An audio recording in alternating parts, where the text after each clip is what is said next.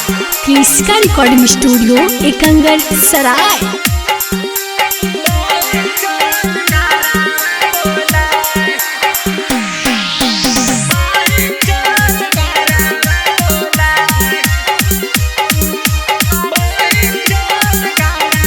Presented by Kriska films. Phone के भौजी बोलल कोई कहल कोई देबो बियाहवा करा।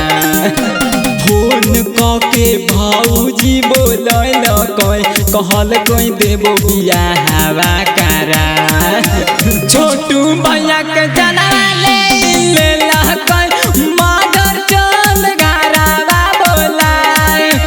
छोटू भैया के जनवा ले कोई बहन चंद घरवा बोलाए। रोई रोई आरती भी मांगे थो कोई सब से एगो नया। रोई रोई आरती भी मांगे थो कोई सब से एगो नया। छोटू भैया के जनवा ले कोई मदर चंद घरवा बोलाए। छोटू भैया के जनवा ले कोई बहन चंद घरवा बोलाए।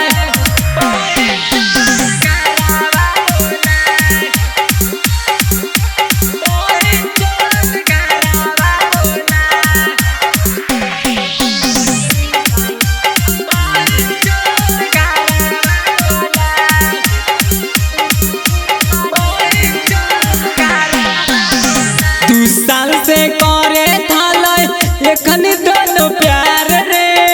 अखरी मिलन कैल अपना दुआर रे। दू साल से करे थाले एखन दोनों प्यार रे। अखरी मिलन कैल अपना दुआर रे। कुछु न समझल बुझल कोई चली अइले दौड़ल रे भाई। कुछु ना बुझल कोई समझल चली अइले दौड़ल रे भाई। छोटू भैया के जनवा ले कोई मदर चंद घरवा बोलाए। छोटू भैया के जनवा ले कोई बहन चंद घरवा बोलाए।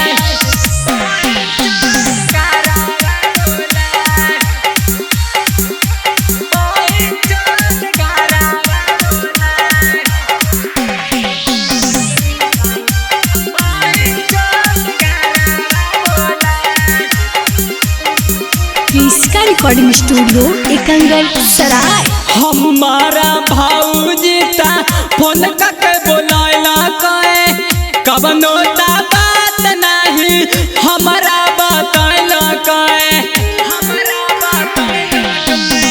हमारा भौजी ता फोन करके बोलैला कहे कबनो ता बात नहीं हमारा बतैला कहे। राइटर विकास वीरेंद्र गाई के तो कह कोइला।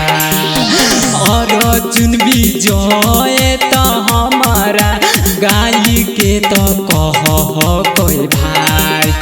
छोटू भैया के जनवा ले कोई मदर चंद घरवा बोलाए।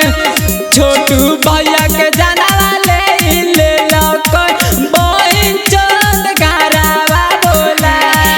क्रिस्का रिकॉर्डिंग स्टूडियो एकंगर सराय।